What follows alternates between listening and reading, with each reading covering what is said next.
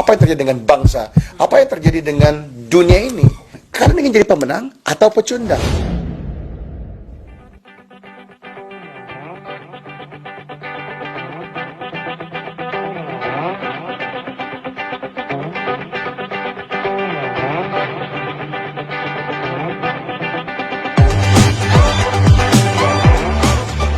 Rang up my mother and I rang up my dad and I said, look, got the first round.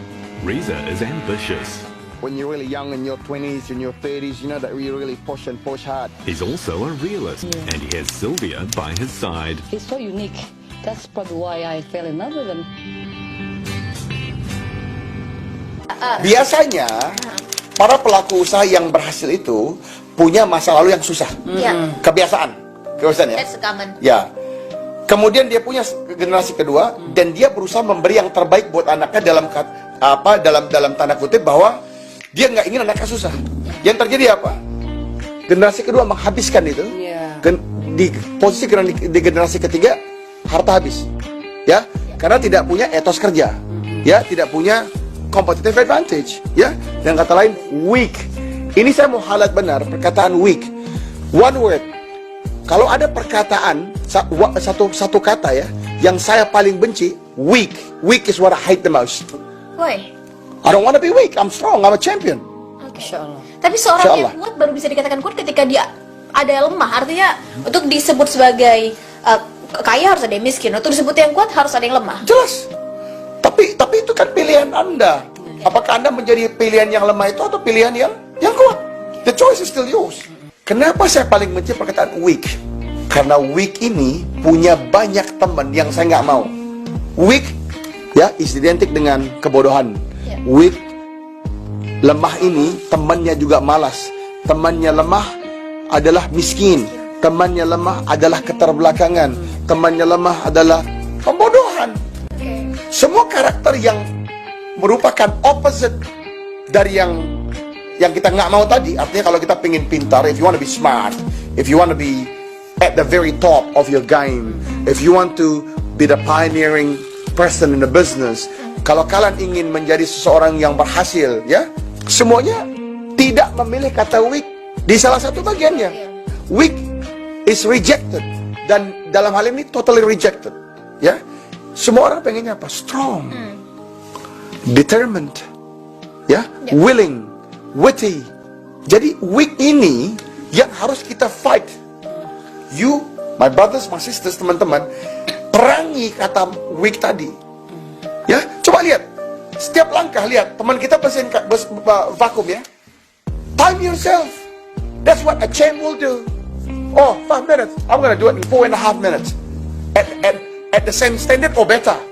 What happened to your life? Kalau setiap steps that you do, you always compete. Dan ini nggak salah loh. Karena ini di dalam bentuk-bentuk yang positif. Berlomba-lomba dalam kebaikan pun adalah sebuah fastabiqul khairat. Iya. Maka berjuanglah, berlomba dalam kebaikan. Tapi gimana dengan perkataan ini, Mas? Kompetitif itu membuat kita menjadi ambi. Bagaimana Mas Reza membedakan antara kompetitif dan ambisius? Bagi saya berjalan seiring. Nah, yang kita nggak mau, maka saya berkatakan ya bahwa kita punya kaidah ya sebagai seorang Muslim. Ini kita lakukan dalam hal-hal yang positif, menjadi nilai ibadah, bukan menjadi nilai jumawa, bukan menjadi suatu perkataan menjadi ujub dan ta'atsub, menjadi berbangga diri dan bukan. Di dalam diri seorang mukmin enggak, ini menjadi nilai yang mana kita ingin ajarkan, pengen tularkan, pengen teman kita pinter. Kok nggak rugi? Nggak rugi. Kenapa? Karena kita percaya, ya. Barang siapa yang mengajarkan suatu kebaikan kepada saudaranya, maka seluruh amal kebaikan dari saudara tersebut kita punya bagian dengan tidak mengurangi nilai kebaikan mereka. Tapi kalau kita punya cara pikir, kita pengen jadi ambitious, ya, successful, tapi hanya untuk menyombongkan diri sendiri. Nah, di sini Anda telah rugi. Usahanya bagus, ya, prosesnya baik, tapi ujungnya jelek. Apapun penilaian orang, Berubah mental kita. Dan jangan sampai orang merasa, oh, dia ini keren. Waduh, tapi lama bener kalau di kamar mandi. Dia ini keren, tapi dia lelet bener kalau lagi. No exception ya. No exception. Karena if weak is part of your vocabulary, then you doomed. Right? That's you. Your character is weak. No matter you could say he's intelligent, yeah, but weak. Yeah, you could have the whole great words, You are intelligent, smart, rich, beautiful, but weak. Mas Reza dan Mbak Sylvie ini kan tinggal di kalangan orang yang sebetulnya secara belief, secara kepercayaan itu berbeda. Berbeda. Tentu ada tantangan dong. Jelas. Gimana hidup sebagai minoritas, apa tantangannya? Satu kalimat ya. Qala Nabi SAW, khairun nas anfa'uhum linnas. Sebaik-baik manusia. Dari ujung dari semua diskusi kita ini adalah menjadi orang terbaik dong. Ya. Tentu kita kalau menjadi orang terbaik, kita mesti punya dong. Apa sih definisi terbaik? Ya? Orang terhebat itu apa? Orang terbaik itu apa? Nah ini jawabannya. Anfa'uhum linnas. Orang yang paling banyak jadi manfaat buat manusia yang lain. Itu yang hebat. Nah, jadi tantangan kita di antara kita hidup di tengah minoritas sebenarnya simple. Bagaimana kita bisa jadi manfaat buat mereka? Dakwah itu menjadi produktif, ya, accelerated, mendapatkan momentum yang dahsyat apabila dia bermanfaat. Karena dakwah ini, teman-teman, bukan berarti kita menduduki sini kita katakan, oke, tidak selalu. Let me tell you about Islam. Ya, kadang-kadang kita nggak ngomong sama sekali. Come on, John, sit down. Here's a cup of coffee, and it's a muffin. Have a couple of muffin, cup of coffee. Have a chat. How's your family? How's your brother? How's your wife? Bukankah itu dakwah? Telah bermanfaat. Yang tadi haus, kedinginan, dapat secangkir kopi ya. Yang panas, terus didapat makanan. Itu dakwah. Jadi yang terjadi ini apabila kita tidak mengerti momentum dan tidak bermanfaat, makanya terjadi kontra. Agama ini hadir agar kita menjadi orang yang bermanfaat. Agama ini hadir sehingga kita menjadi orang yang punya kebiasaan baik, ya.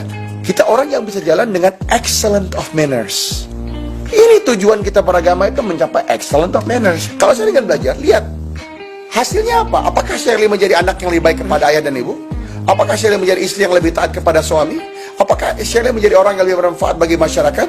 Apakah Shirley menjadi orang yang lebih dicintai oleh tetanggamu? Atau mungkin orang malas? Karena orang malas dengan kelakuan buruk kita misalnya. Bisa kita datang dengan bau yang tak sedap. Ya? Nah ini sama. Tadi kita bicara dakwah ya. Seorang dai itu akan berusaha berpikir terus. Maka kita berpikir akan kebersihan diri, ya. Dan seorang dai itu nggak segan ya. Ini bahasa lain ya. Jadi kita bisa paham di sini bagaimana Nabi SAW itu mencintai parfum gitu ya. Dalam konteks Selandia Baru, jadi seorang dai itu nggak segan beli parfum seharga $1.000. Ya, jadi bukan main-main. Karena kita akan tampil terbaik. Seorang dai itu nggak segan. Kalau harus dia membeli jas yang harga sekian puluh juta, nggak main-main. Jadi jangan pikirkan bahwa barang-barang terbaik itu hanya hadir di kantor. Tidak. Barang terbaik itu akan hadir di tempat-tempat dakwah.